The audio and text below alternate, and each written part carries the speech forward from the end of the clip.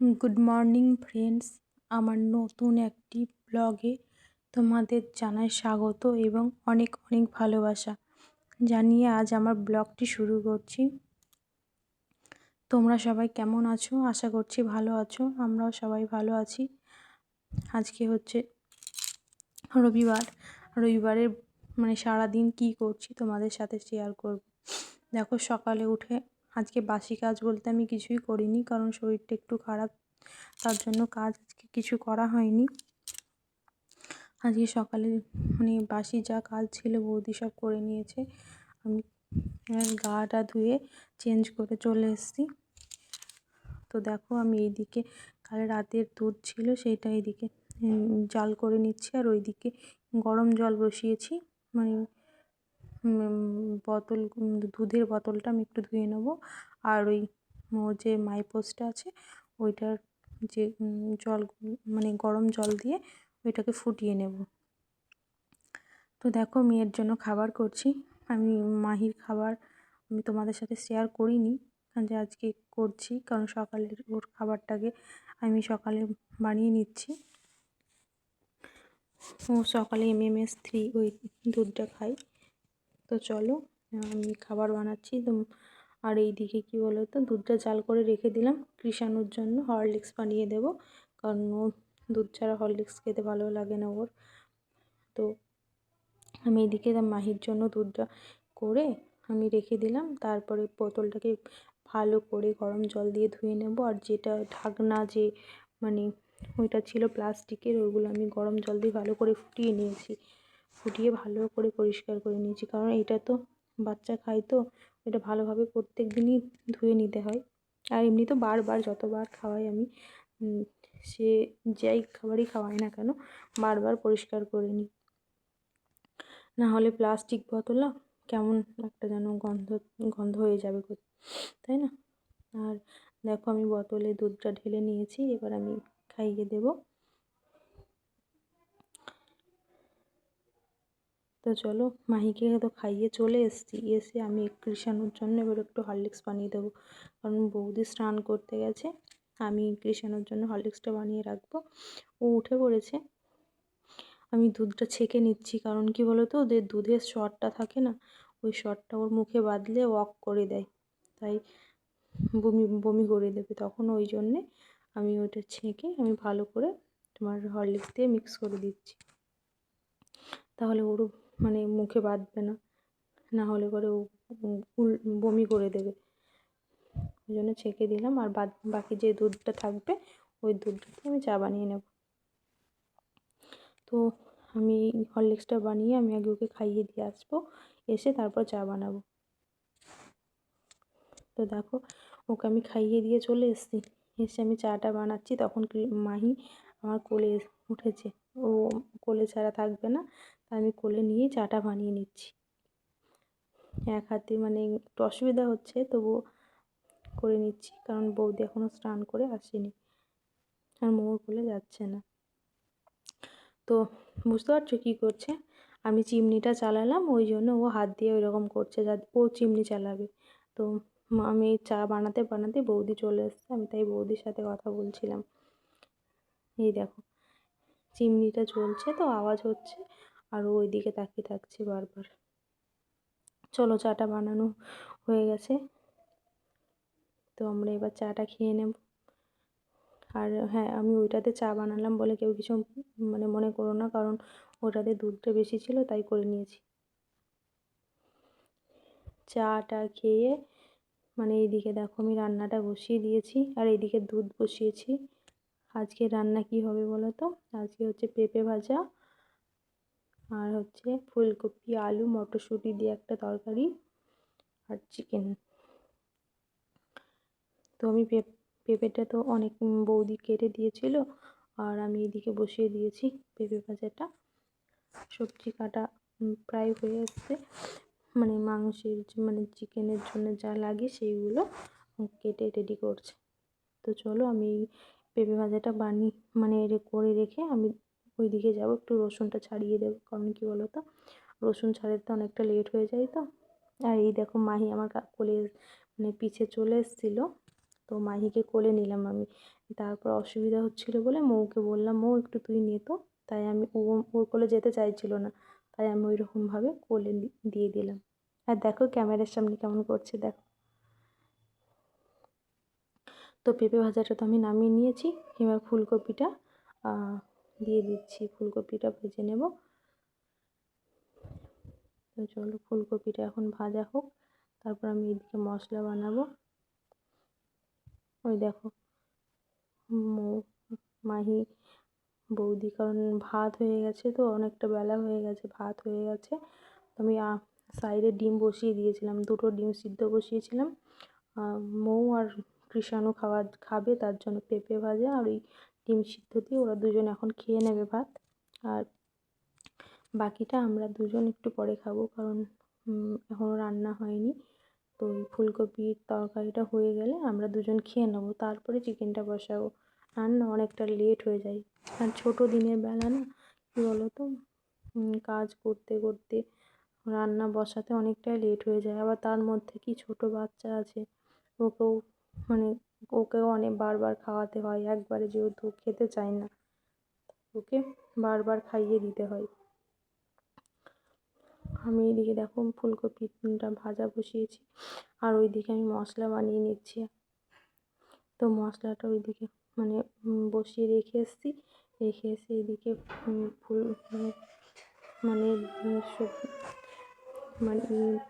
ভালো করে ভেজে নিচ্ছি। না ফুলকপি ভালো না ভাজা হলে না খেতে ভালো লাগে না, কেমন একটা গন্ধ করে, তাই না বলো?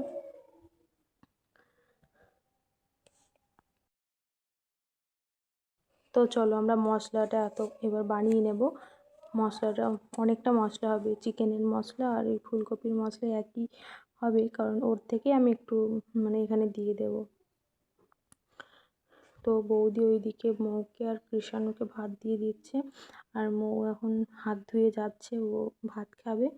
আর মাহিকে এবার নামিয়ে দেবে, দিয়ে ওরা দুজন এখন খেয়ে নেবে। বৌদি কৃষাণুকে খাইয়ে দেবে, যেহেতু কৃষাণু এখনও নিজের হাতে খেতে পারে না, খেতে পারে কিন্তু খেতে চায় না, বউ ফোন দেখবে আর খাবে, ঠিক আছে?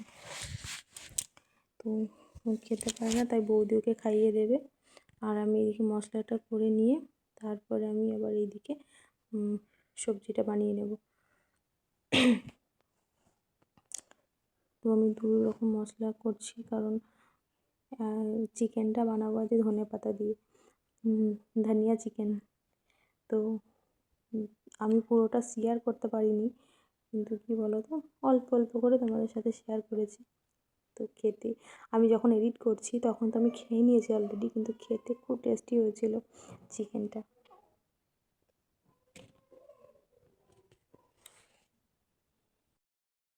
তো এখন মশলা দিয়ে ভালোভাবে আমি কষিয়ে নিচ্ছি। কষিয়ে নেওয়ার পর ভালো করে কষিয়ে নেব, ভালো করে কষিয়ে নেওয়ার পর ওর মধ্যে ধনেপাতা দিয়ে দেব, তারপর একটু জল দিয়ে ভালো করে সিদ্ধ হতে দেব।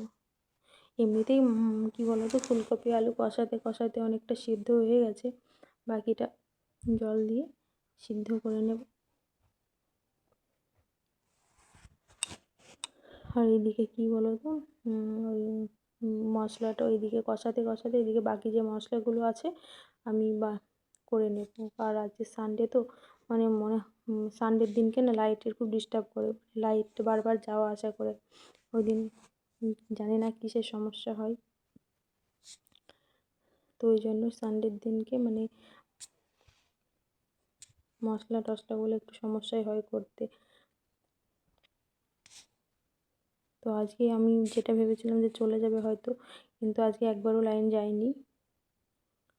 তো এইদিকে আমি বানিয়ে নিচ্ছি এখন, মশলা করছি ধনেপাতা আর লঙ্কা একসাথে মিক্স করে নিচ্ছি, ওটা চিকেনের জন্য।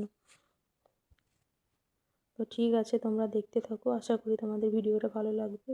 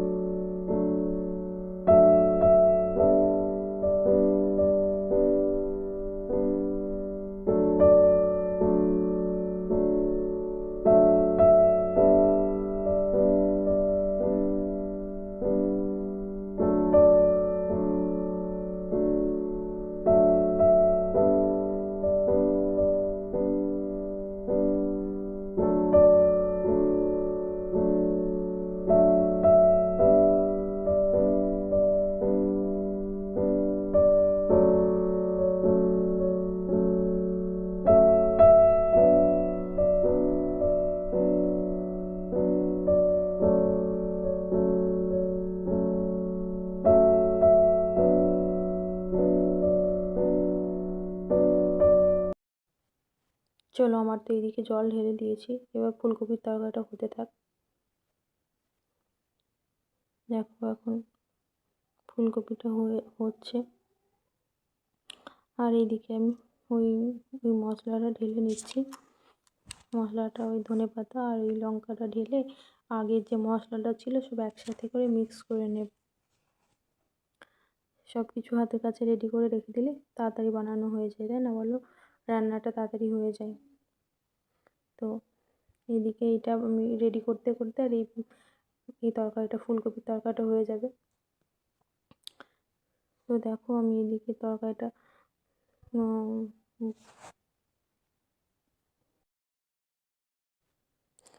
তো ফুলকপির তরকারিটা হয়ে এসছে প্রায়।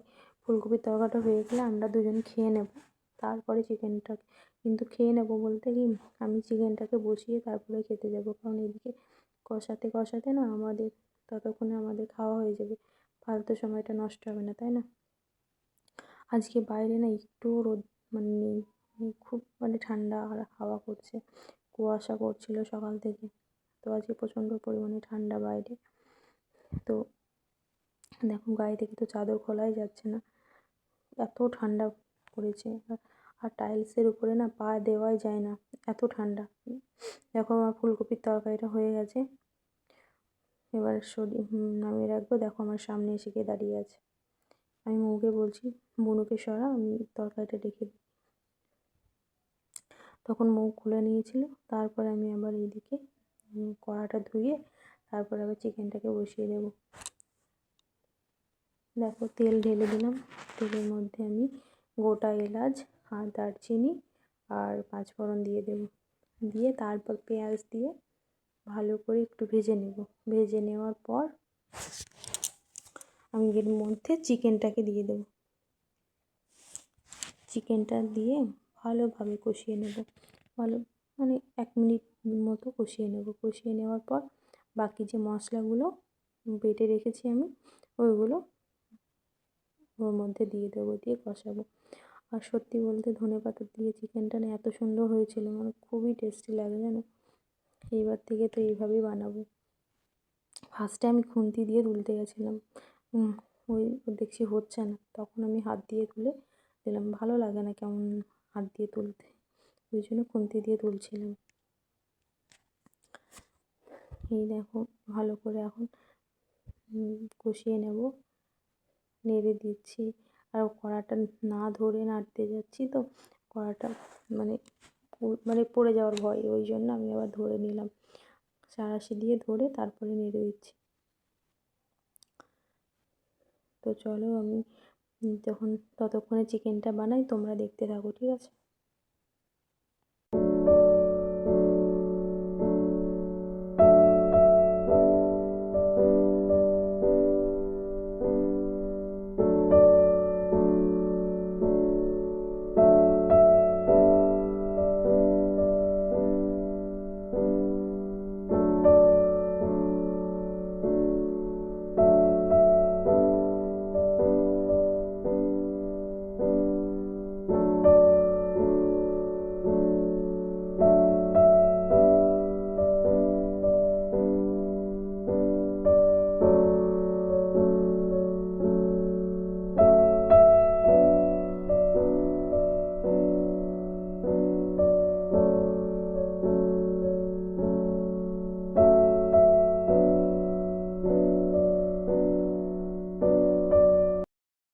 আমি সব রকম মশলা দিয়ে দিয়েছি, দেওয়ার পর ভালোভাবে এবার নেড়ে দিচ্ছি।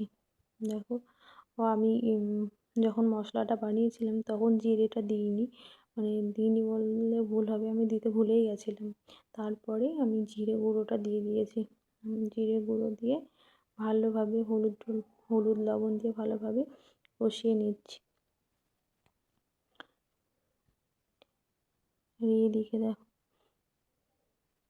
কষিয়ে নেওয়ার পর এই দেখো কালারটা দেখো কেমন সবুজ কালার এসছে না, দেখতে কেমন একটা লাগছে না বলো? দেখো ভালোভাবে কষানোর পর এই দেখো তেল ছেড়ে দিয়েছে, কত সুন্দর লাগছে না কালারটা। কষানো তো প্রায় কমপ্লিট, এবার আমি একটু জল দিয়ে দেবো। এই দেখো জলটা দিয়ে ফুটছে এখন।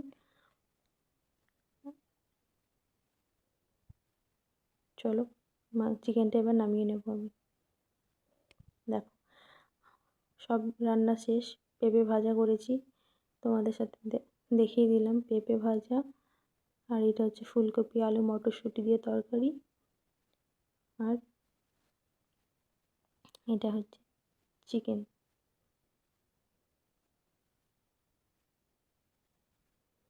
তো দেখতে একটু মানে সবুজ সবুজ লাগছে না? তিনটে তরকারি কালারই একই, তাই না বলো? আর এইদিকে দেখো আমি লেবু ছাড়িয়ে দিয়েছি মৌকে, মৌ লেবু খাবে বলে নিয়ে ওই ঘরে গেল। কৃষাণু আছে, বৌদি আছে। আবার সেই বিকেলে এসছি, তখন কটা বাজে, 4:30 থেকে 4:45 বাজে। দেখো বিকেলের আবহাওয়াটা দেখো। মাহি তো গাড়িতে বসে আছে, মাহি গাড়িতে বসতেই চায় না, আর বৌদি কাপড়গুলো উঠিয়ে নিচ্ছে।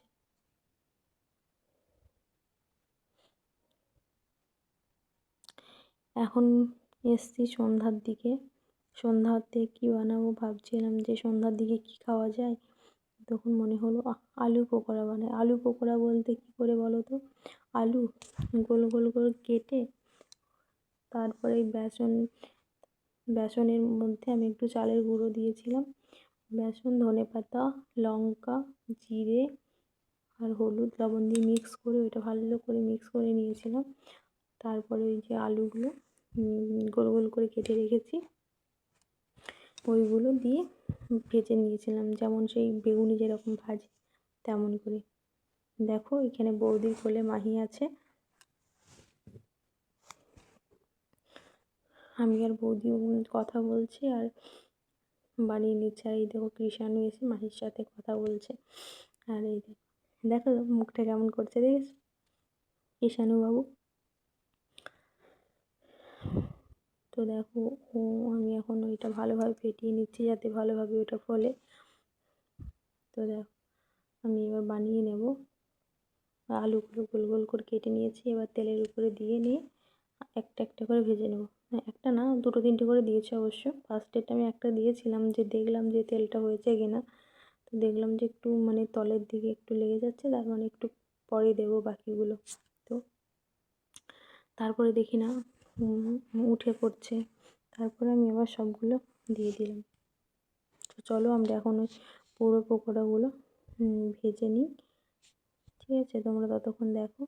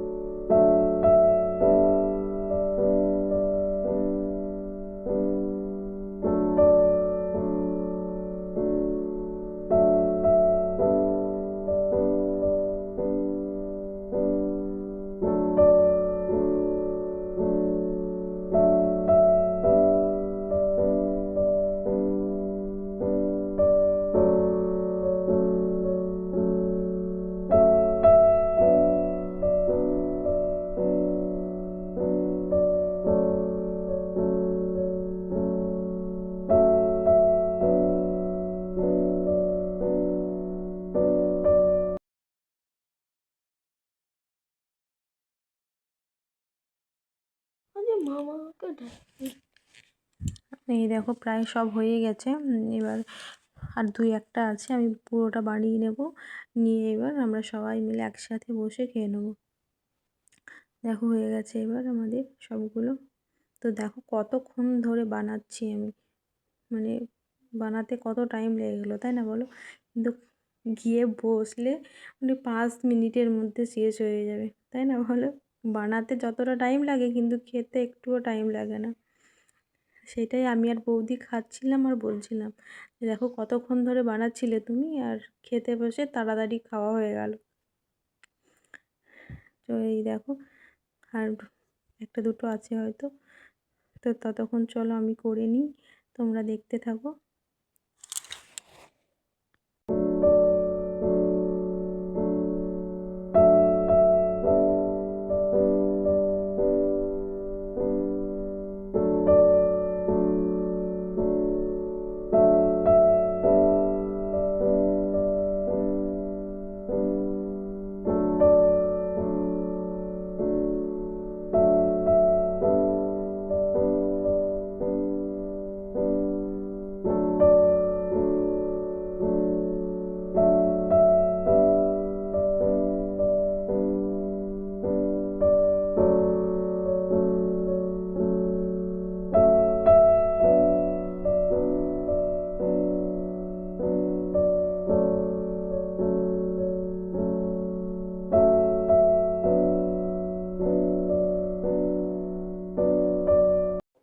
চলো, বারবার মাহি চলে আসছিলো, তার জন্য ওকে কোলে নিয়ে একটু আদর করে দিলাম। তারপরে আমি ওকে নামিয়ে দিয়ে বাকিগুলো আমি তুলে নিচ্ছি। তো হয়ে গেছে আমার কমপ্লিট। গ্যাসটা বন্ধ করে দিয়ে চিমনিটা বন্ধ করে দিলাম। এবার আমি বাকি সব ওইগুলো নিয়ে যাব। তো চলো, আমার হয়ে গেছে। এই দেখো, তোমাদের দেখাচ্ছি যে হয়ে গেছে। এই দেখো, বানিয়ে নিয়েছি।